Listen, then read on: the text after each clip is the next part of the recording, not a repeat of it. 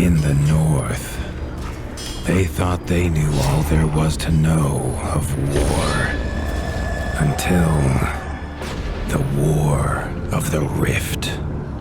While the Southern King hid, warm in his keep, the Darkwings cut their bloody trail from frozen north to winter's edge. Alone, the Warden and his small garrison turned their whiskers to the icy wind. At the end of hope, in a last barrage, they wiped Batkind from the land and memory. With no sign of the Darkwing's return, in time, few believed them little more than a fairy's tale. But at Mount Cauldron, time had been all they needed. An old enemy claws free of their icy tomb and hungers for vengeance. But not all is lost. King Rattus brings north a cause for hope. A bastard prince, placed in the paws of the Warden of the Wastes to raise as his own. A secret of blood never to be told. Now, fate calls for a hero in a murderous screech, and one young rat will answer.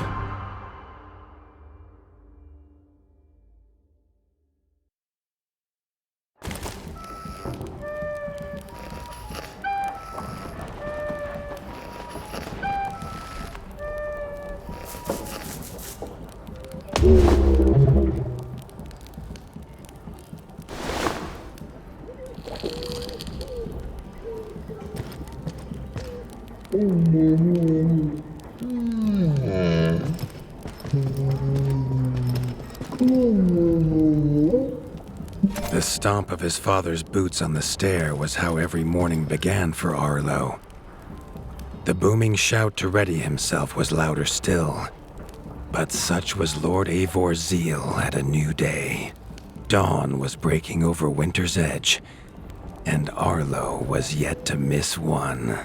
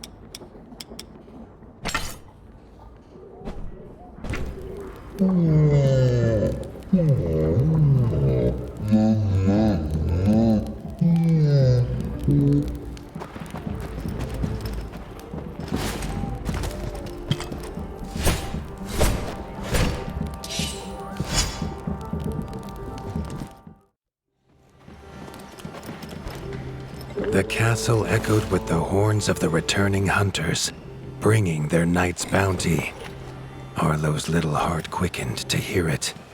The only thrill to be found inside the high walls was a hunter's tales of what lay beyond them.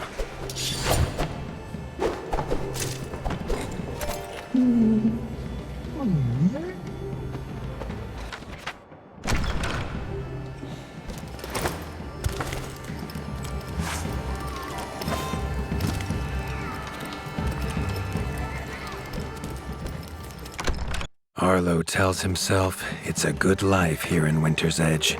The bustling of contented rat folk, the crisp mountain air, and without the endless scourge of frogs the southerners suffer. Why should he want for more?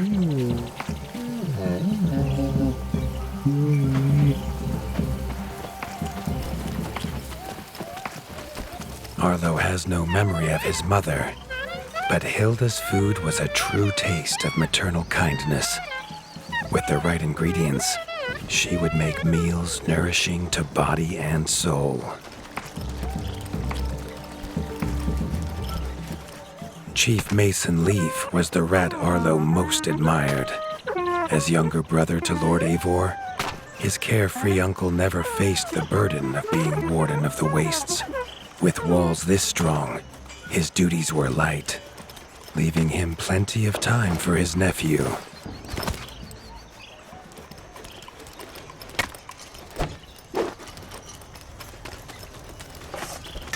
Krunk was a rat's rat, with no interests beyond his forge. If you have the parts, this master crafts rat can make armor and weapons that would see off a sky scorcher bite, or so he claims. Arlo wondered how well they'd do against something that wasn't a myth.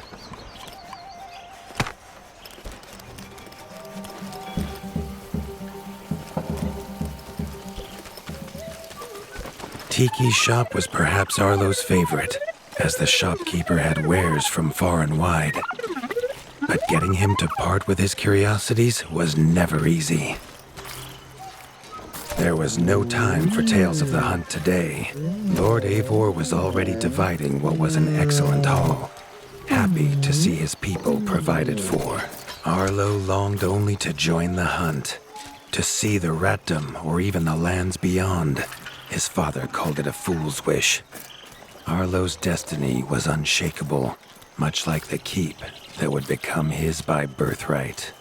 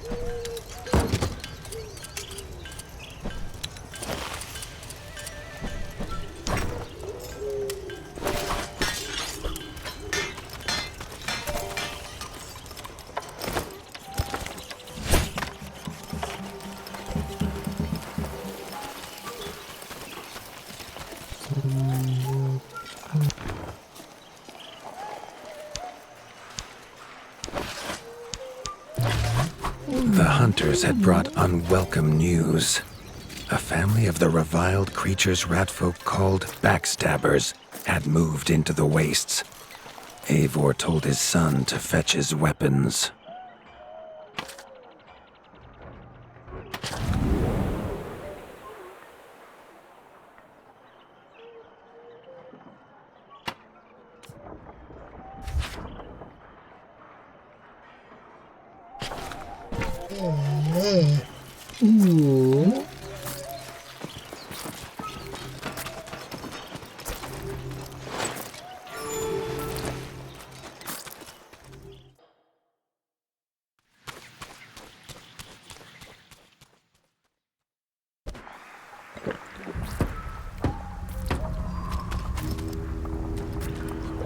His father had no explanation for suddenly taking Arlo on a hunt. It even gave the hunters pause. Arlo had been taught to fight, and better than most. But rarely had he been tested. He was determined to prove himself. The rugged terrain of the outskirts could have taken all day to traverse, but Arlo's trusty grappling hook allowed him to swing between its many crevices.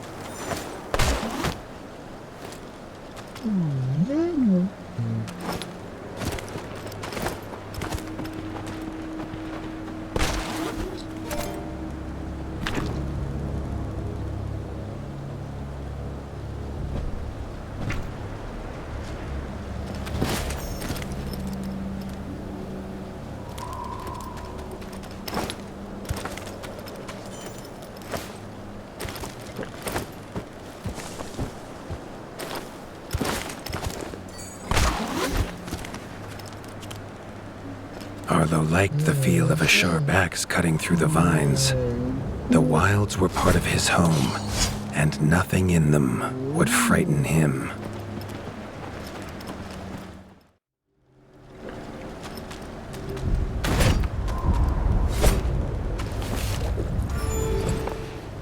The famous frostberry bushes of the wastes were in full fruit already. Their juice made a healthy tonic, though Lord Eivor preferred them fermented.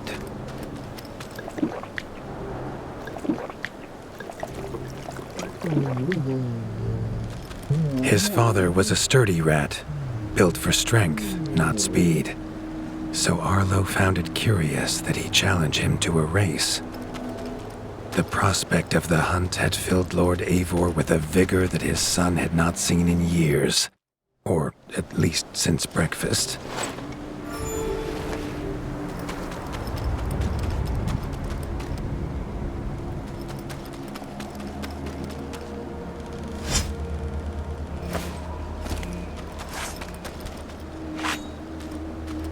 A warden fights the hardest battles, he told Arlo, and needs the sharpest blade. With that, Eivor gifted Arlo his own sharpening whetstone.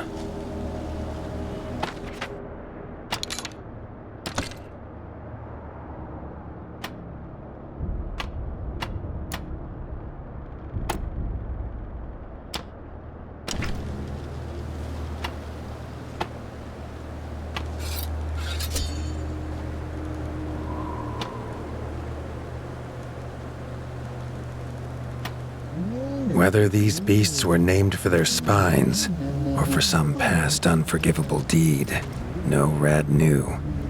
Either way, Arlo was about to find himself at the pointy ends of this brood. Even young backstabber red attacks were brutal, but a well-timed dodge would see Arlo escape unscathed.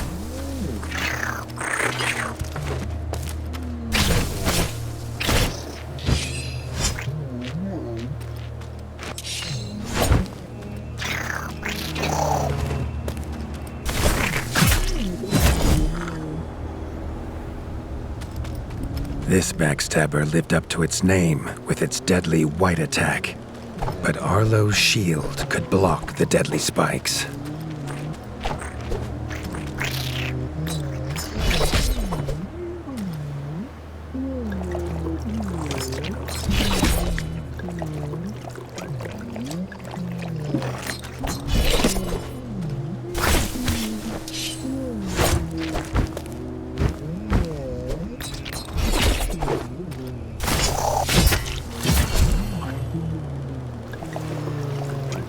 This young one used vicious yellow attacks.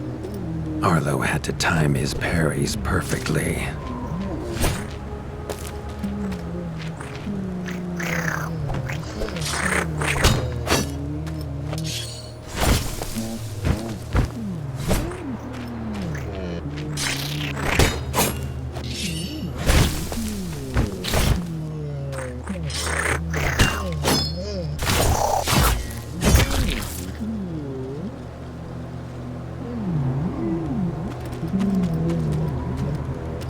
This mother had left her young to fight alone, but the same could not be said of Lord Eivor as he leapt to his son's side.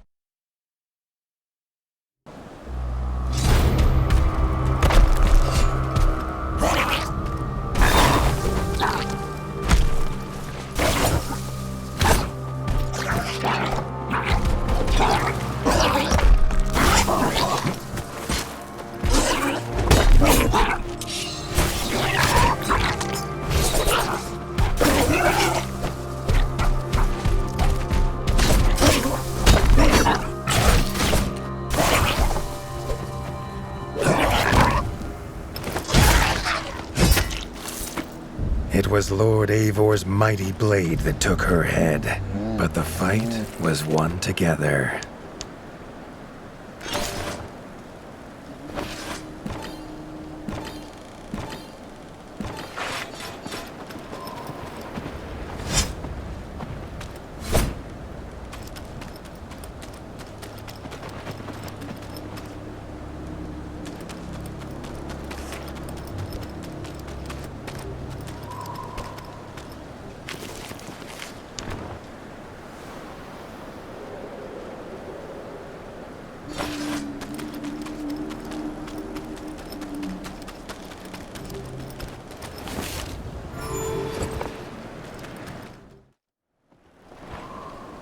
Arlo basked in his father's pride, almost as warm as at the fire inside Winter's Edge.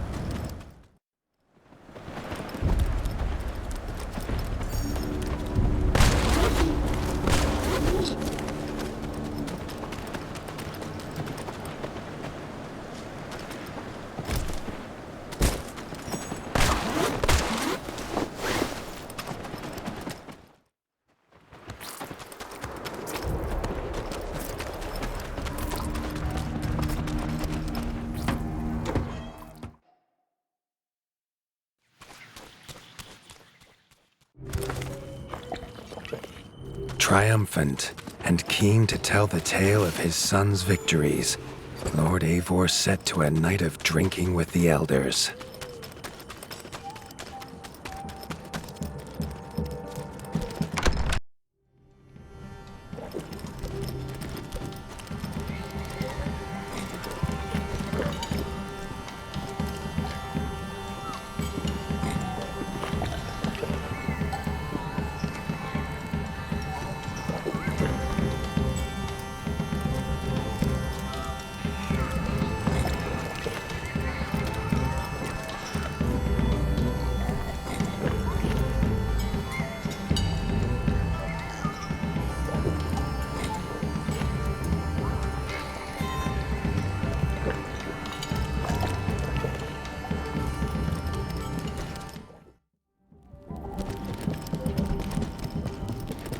Arlo was reluctant to return to his bed, wondering how long he must wait to hunt again. The booming footsteps that woke him this time were nothing like those of his father.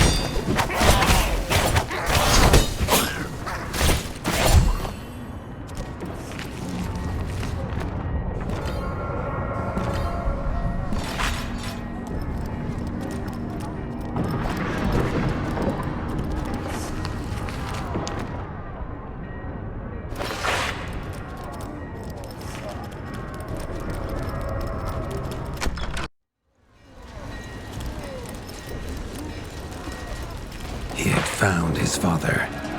The warden stood alone, holding back a whole Darkwing army, their cruel Count Kazak leading them. His father charged, but the Darkwing Count was as fast as he was strong. The Winter's crown tumbled to Arlo's feet, now without a head to rest on.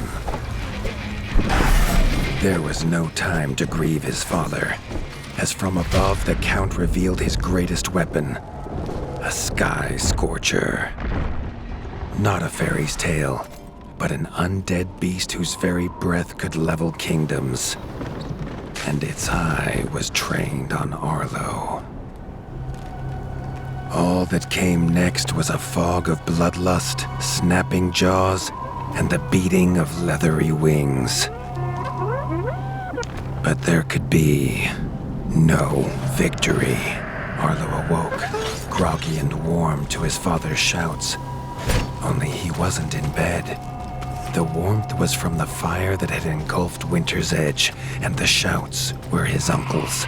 The only other survivor of the Darkwing attack, Leaf was bruised and his hind paws barely steady. He'd seen villagers flee to the outskirts. Arlo knew it was up to him to make them safe.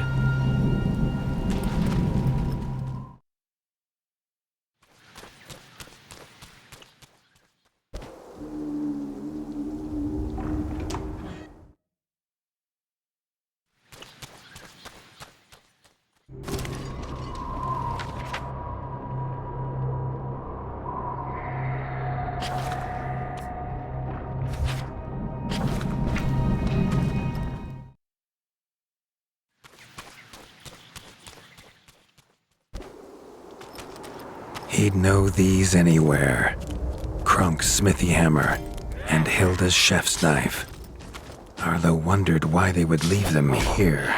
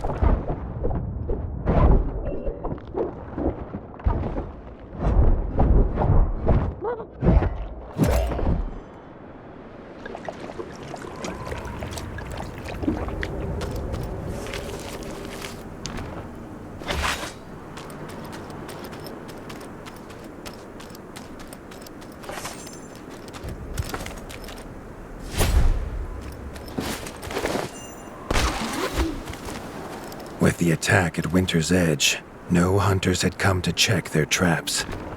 Arlo thought he might find a use for them.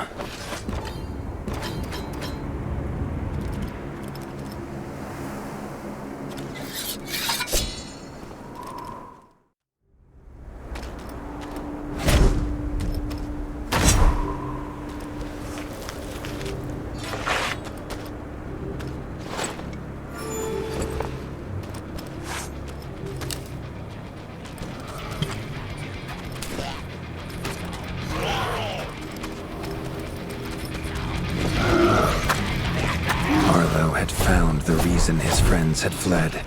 The taunting shrieks revealed that this was Baron Frostovic, son of the Darkwing who took his father, and therefore a perfect target for his revenge.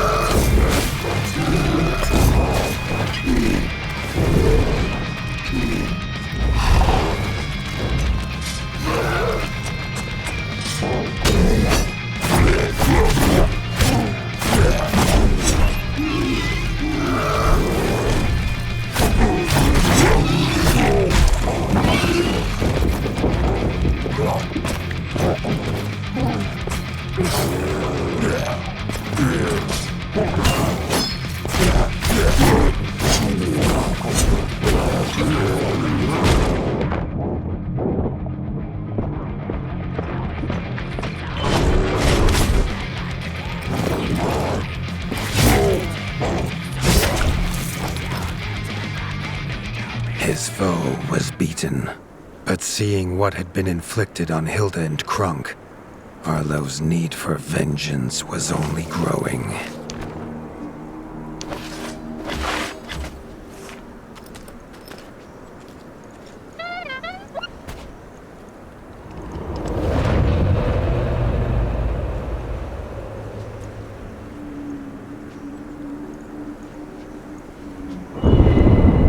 Arlo suddenly wished to be within the walls of Winter's Edge, to hear the boot and boom of his father at dawn, a sound he realized he'd never hear again.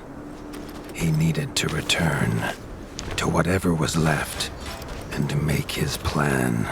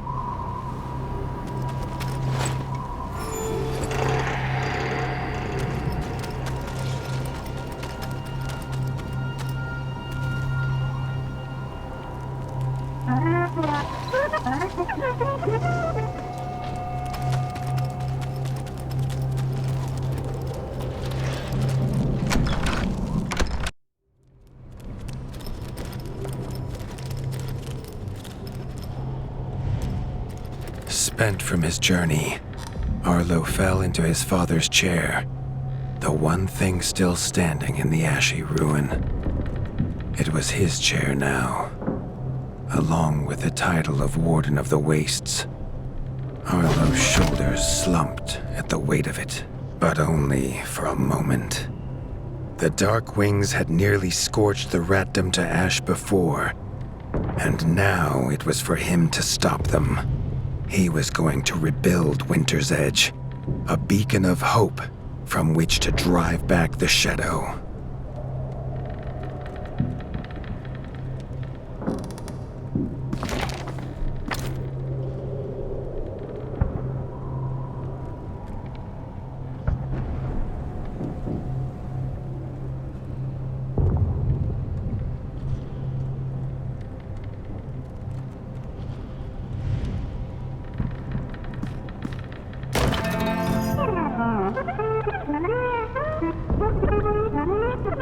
This much Arlo knew. No rat would rebuild Winter's Edge on an empty stomach. The kitchen had to be fixed and stocked. Leaf suggested Arlo visit the Night Eyes of the Golden Forest, known for their hearty food. Arlo hoped rat wasn't the key ingredient.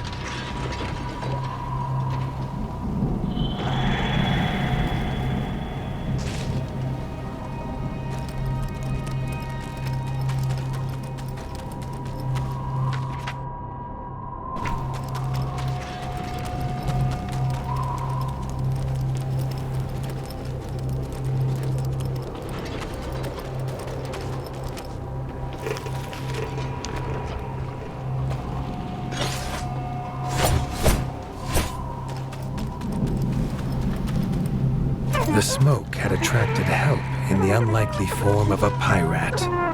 Captain Blacktail had seen many towns razed in his years, usually by his own paw, a fact he chose not to mention as he offered his services. The ship King Rattus's Revenge would take the young warden wherever he had need to go.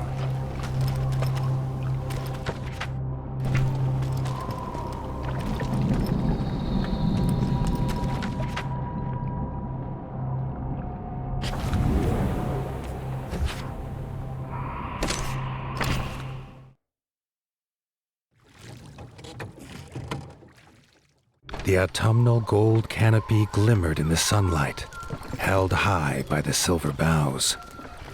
There was no denying the wonder of the golden forest.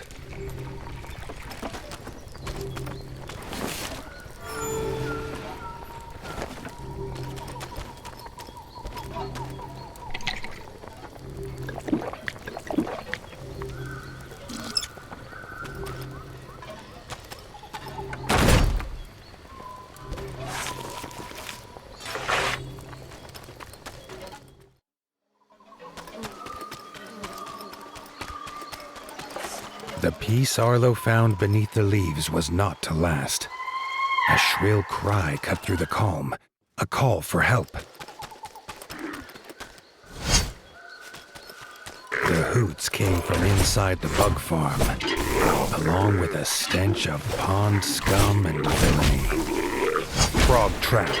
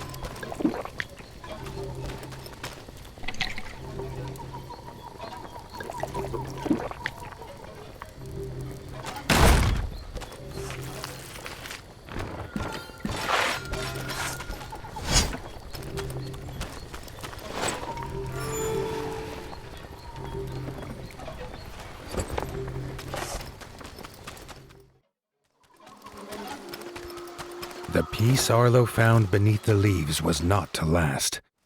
A shrill cry cut through the calm, a call for help. The hoots came from inside the bug farm, along with a stench of pond scum and villainy. A frog trap.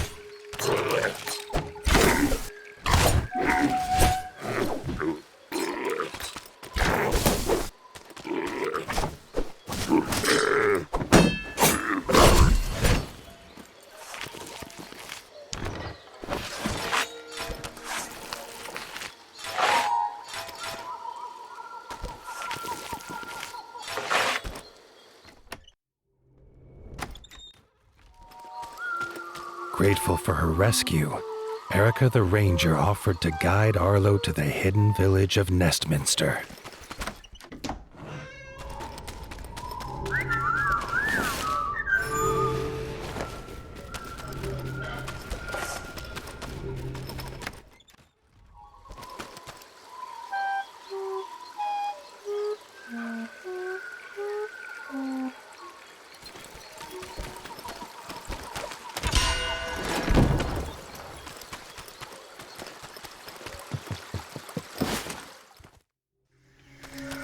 Nestminster's entrance was guarded. Under their helmet, the eyes of the guards seemed to glow. Was he prey walking into a hunter's camp?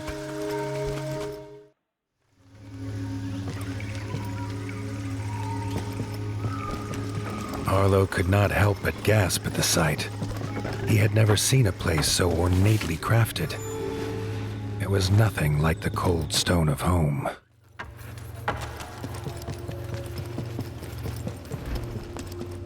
The Parliament was deep in session when Erica and Arlo entered. The Night-Eye elders listened, still as statues, to the pleading of a chef whose daughter Frey was missing.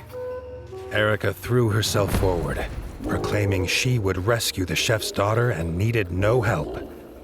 Then she was gone, leaving Arlo to face the elders alone. The elders' staring eyes unnerved Arlo. But when they asked him to protect Erica, he did not refuse.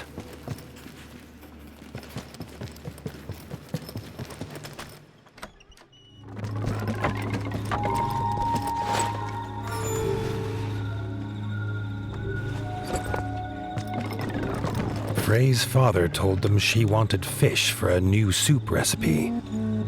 He told her never to go to the dangerous Moonlight Pond, but she was stubborn as she was brave. The chef handed Arlo a few poison antidotes without explanation.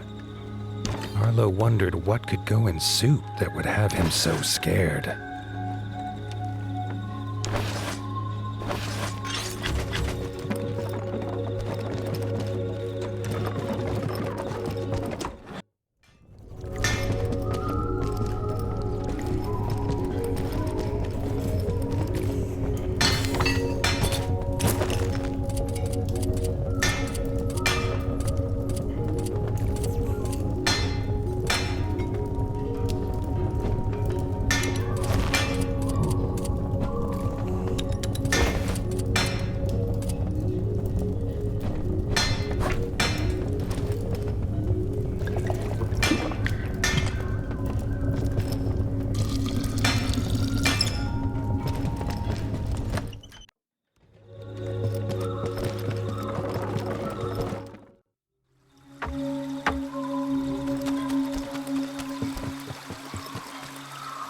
Erica said they must be as stealthy as the owls of old. She gave him a bow carved from the silver boughs, quiet as a whisper and deadly as a talon.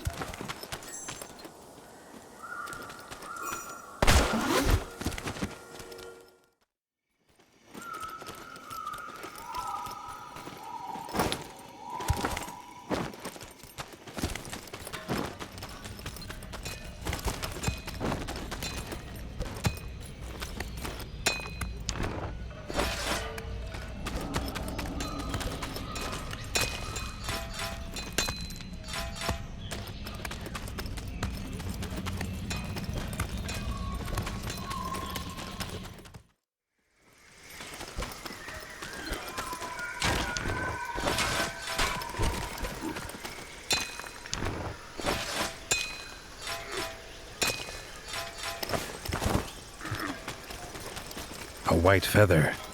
Erica knew it was Frey's. They were on the right path.